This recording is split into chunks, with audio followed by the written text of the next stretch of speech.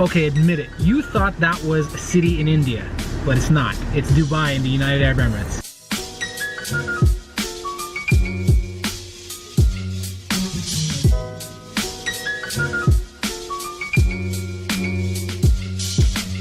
So I'm meeting a friend, and she's right here, and she doesn't know that this is me yet, so.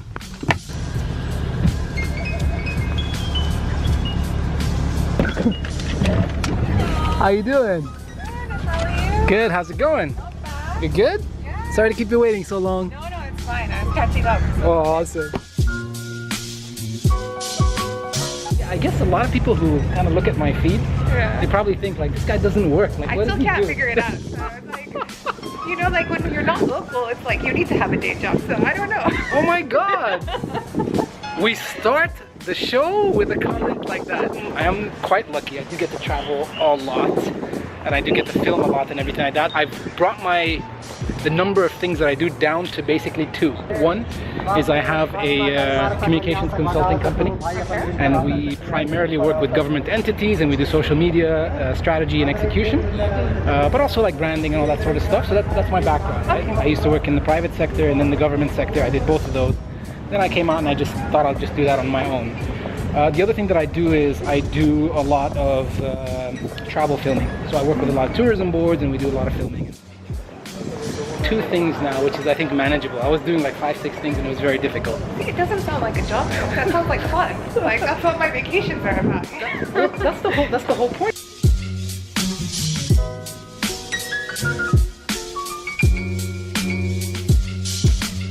You've been to Turkey before, right? Yeah, I did. I think when I was 7, Yeah. in 2nd grade, they brought us here to do the field trip. Ah. So you had to go sketch the wind tower and things like that. But it wasn't this nice before. I think they've done a lot of upgrades. Oh yeah, absolutely. When I called you last week and I said, you know, I'd like to do a part of my vlog which is about the different communities that have made Dubai their home. That's a new part of the vlog that I'm doing, and I'm starting off with the Indian community, and we are heading to an area right now which a lot of people could mistake for India. If for a second you kind of blink, you're like, wait a minute, this could be any city in India, right? Some days it smells like Bombay. Oh wow. I don't know if that's a good thing or a bad thing. That's but amazing, and that's a great story, because when I went to India, I swear there was this aroma in India which I have not smelled anywhere else. Just amazing. But the significance of Vestakia, when you look at, you know, obviously the communities that have made Dubai their home, this is one of the communities that were the first to move to this area. The Vestekis, the Arab Persians that lived in the south of Iran for some centuries, and they probably came here, I'd say about 150 years ago. So I mean, a lot of people say that the first kind of inhabitants of this part of the Arabian Peninsula was about 200 years ago. The Vestekis came about 150 years ago, and this is where their home was. After the Vestekis, the next people that came were the Indians. Correct, and that was about 40 or 50 years after that. So the Indian community has been here almost 110 years now. Yep. Which is fantastic. My dad came here in 67. Yeah. Yeah, that was when he first got here, so he's seen the transformation too. So yeah, we've been here for a while, and I think his uncle was probably here about 20 or 30 years before that. So personally, this is a city that we've all grown up with and kind of grown from.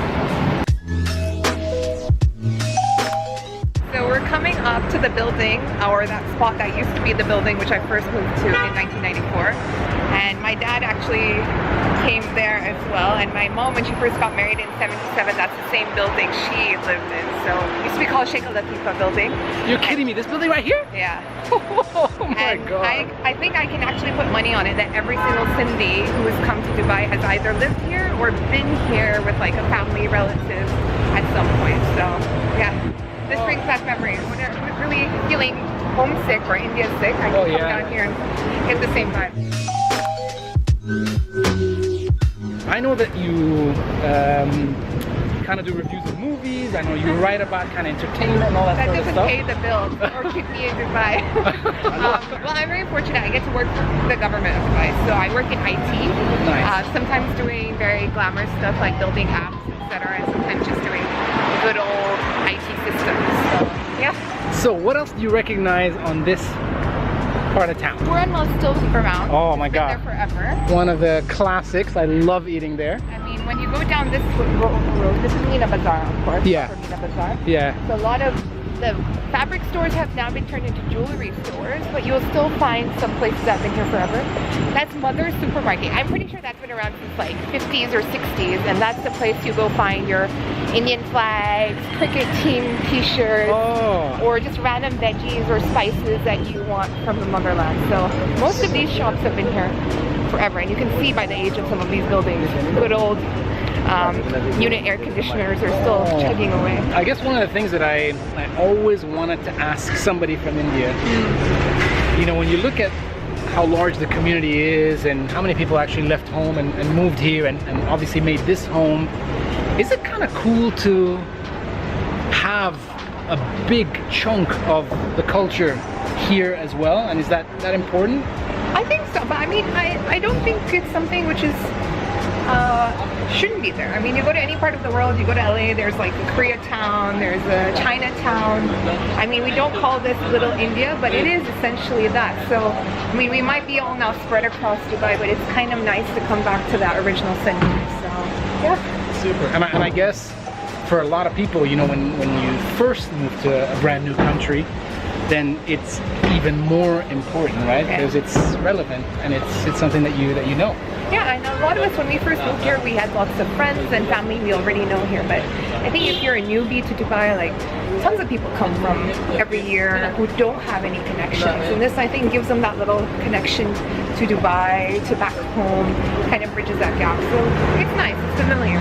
They show flowers and the puja items also. Flowers coming this India, then Holland flowers, then there's festival Onam, Vishu, then Diwali. There's a lot of different communities that actually live in Dubai and in the UAE. But what I love is that ever since the Indian community moved over here, they established roots here, which is not the case for a lot of the other communities. I mean, when people came here, they established businesses right away, right? Yeah. This lane is actually called Cosmos Lane, and that's because that shop's been there since 1953 apparently. So there are certain shops which are still here, certain landmarks are known by their original names and they haven't changed in decades. But I think one thing to, maybe, I don't know if you know this, but this is populated by a lot of Indians, but populated a lot by Sindhis. This area? Yeah. Gotcha. So you know Sindhis, right? I do. Yeah. But I mean, give me like the one-liner of who the Sindhis are, or a two-liner. Well, Sindh is basically a territory in Pakistan. So you'll find Sindhis both in Pakistan and India. I come from India. So if you see anyone's name ending with W-A-N-I, they're most likely Sindhi. Okay. And because it kind of, you talk about like putting down your roots. One thing like which the history books have said is that during the partition, Sindhis did not get a state in India. We don't have a designated state. Unlike Maharashtrians or Punjabis, they have states. So we kind of dispersed and fled everywhere, all across India, but we also settled across the globe. So you'll find a ton of them in London, and you'll find a ton of them in Dubai. And basically it goes like that because we weren't given a place to put our roots down, we went across the globe, and wherever we found a spot, we put our roots down, and we put them down strong. So I think this is the result of that. Do you guys, generally, does the community feel like this is kind of, it's home now, right? Yeah, it's definitely home. I mean, at least for my generation, it's definitely home. I think, like, my parents are sometimes like, yeah, this is not home. I'm like, you've been here longer than you've been, like, you spend more time here than you've lived in India. Like, you don't know anything there. You get confused there. You have to use Uber there. So, and we've also seen the changes over time, like ability to own property, getting more spaces and landmarks. Like, we have a Gurdwara now in Jebel Ali. Before we used to just have a temple here. So we've seen that encouragement, and I think like ties have become stronger in the past, like I would say 5-10 years. So of course, if we're welcomed, why wouldn't we consider our home? I give him all my love. when I look at the Indian communities that have moved out of India and live or base themselves in different countries around the world, a lot of them integrate maybe to a higher degree than they've done in the UAE. And one such example, I mean, when you see Indians in France, they speak French. When you see Indians in Germany, they speak German. Yeah. A lot of the Indians in the UAE don't speak Arabic. I don't speak Arabic, and I've been here for 23 years. Why is that? I mean, what's the reason behind that? Not that there's anything wrong with that, but... Yeah, I think it's just there's maybe a larger portion of us here, and there's such a proximity to India. Like so many Indian schools. So even it starts from a young age, right? Like you go to the Indian school, you're friends with Indian people, you study Indian language, you start working with those people. It just keeps going from there. And then also it's Dubai. It makes it so easy. You probably have no Hindi more than yeah. Like we see the Arabs, the locals making more of the effort. You see a lot of like the people, the cab drivers speaking Hindi. I think it's the tolerance almost maybe. Like if you go to France and you don't speak French, you're not going to be able to function. Yeah. I think over here it's like it's nice enough that I'm not trying to be diplomatic, but you can kind of survive not speaking any English or even Arabic. Like you go to the immigration counter, they'll probably speak to you in Hindi. Like you have those options. So yeah. We've arrived in Textile Lane. Basically, these look like little random shops with just fabric, etc. But the owners of these are probably like the richest in Dubai, some of the richest in India. So this is old school, like when Dubai was initially a trading hub, bringing in fabrics from Korea and exporting them. And this is where Mina Bazar and everything grew from. That's why everyone ended up settling here, so they could go take their afternoon naps. Wow. So this is where all the billionaires are. Hang on, I want some of this to rub off on me. Billionaire status coming soon. I think they've all abandoned their residences and moved on to Emiratis Hills. So. Oh man. Well, goals. Hashtag goals. Oh, we just crossed the road like that? Everybody stops? Yeah, isn't that how you do it in Dubai? That is the way, guys. Right here, you just walk on the road. I used to do that in the States, and people used to yell at me. I was like, well, they have to stop, right? It's like a lot more expensive for the blood money, so I just walk, you know. See, that's the thing. That's how you've integrated into the culture and the community over here. Yeah, it's home for me. I mean, yeah, I always say like the worst thing to ever happen to me would be to be deported from here. Like that's my worst nightmare. Oh my, well, at least it's good you say that, because I don't think that has ever happened. Like I've never heard of people being told just get out for no reason at all. No, not for no reason, but like I think one of my, like, it's not about being a good person or following the law. Like my moral compass is like, does it fit in Dubai's rules? If it doesn't, I'm not doing it. Like Gotcha, that makes sense. Yeah, I'm also one of those weird people, like, you know, when people complain about Dubai, I get really angry. You know what? Leave. There are a lot of like worse places, I think even in the downturn, and there's some things which, you know, bother me about this city, this country. But I think overall, we're very fortunate. It's one of the better places to live, and I find that, I feel like that's more and more each year.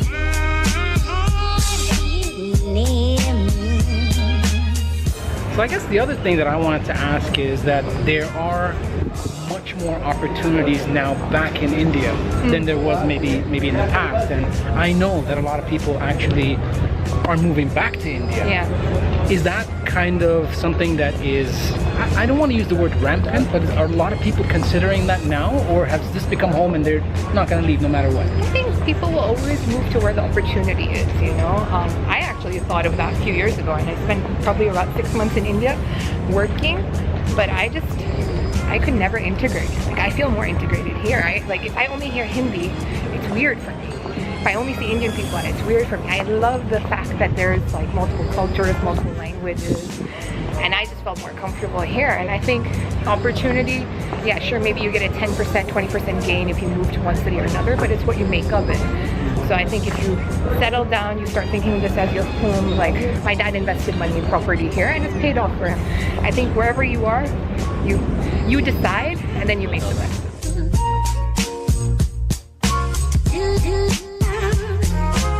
So do you know what the word Dubai means? Did you ever like think about that? I'm gonna say it means water, but I don't think so. I have no clue.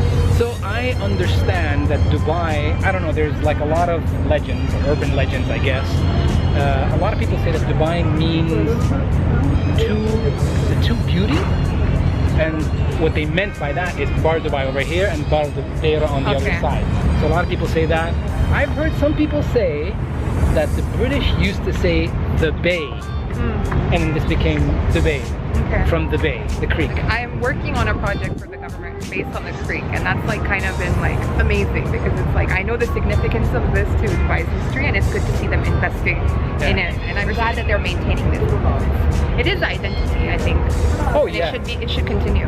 Absolutely, and again, the significance of this, right? Because a lot of the very large businessmen here were actually involved in a lot of trade to India. I think a lot of the growth of Dubai as like a commercial hub has grown from here. I don't think there was a creek we would have in Emirates, so I don't think people think all the way through, but this is a massive impact on the city. But I think it's amazing, you know, there is no other country in the world where you actually use sometimes 3, 4, 5 languages every single day, and one of them is Hindi. I mean, one of them is for sure Hindi every single day, definitely. Right? Like, I think you can get away with just knowing English in the air. You definitely, I mean, you could probably even get away with just knowing Hindi here, and you can't even get away with that in Bombay. Like, you just can't. So that's an interesting thing about this place. True story. A lot of our food is influenced by India. A lot of the words that we use are influenced by India. Yeah, the best argument is where did biryani come from? Like, you should not start those arguments because there's no right answer. I mean, there is a right answer, but you can never agree on it. That's true. That's absolutely true. My grandfather was actually one of the people that sold goods to India. And my grandfather actually lived in India on 2 different occasions. This was when he was there the first time. So this is in 1918. Oh wow, that's pre-partition. Yeah. Oh wow. So my father actually went to high school in Mumbai. They're part of like the kind of big community of Emiratis that lived in India for quite some time. You probably lived longer in India than I have. I don't know. I've lived in India for less than 6 months. Oh, is that right? Like, oh, yeah. I've never lived there. I've only been there for visits. So. Oh, my grandfather probably spent, I mean, no less than 15 years there. Wow. Yeah. Okay. My father spent about, I'd say, 5 or 6 years there. His Hindi is probably much better than Oh, my father speaks like, perfect Hindi. And I guess that's where we got it from, because we watched a lot of Indian movies. We knew a lot about India. You know, obviously the food. I think the attitudes towards Indians have changed from Emiratis. I definitely think that, you know, the country has made a massive development and evolution from an education standpoint. There's definitely been a growth in understanding cultures. Maybe we weren't there not so long ago. Yeah. You know, and I dare say that maybe a lot of people still have not developed that side of their kind of intellect and their understanding for other cultures and things like that. But certainly a lot of the younger generation, absolutely. I think a lot of people look at every community that lives in Dubai and in the UAE and says, hey, this is our community, regardless of where you're from, you know, and we can only get better and better at living next to each other if we know each other better. And I think that's what's happening.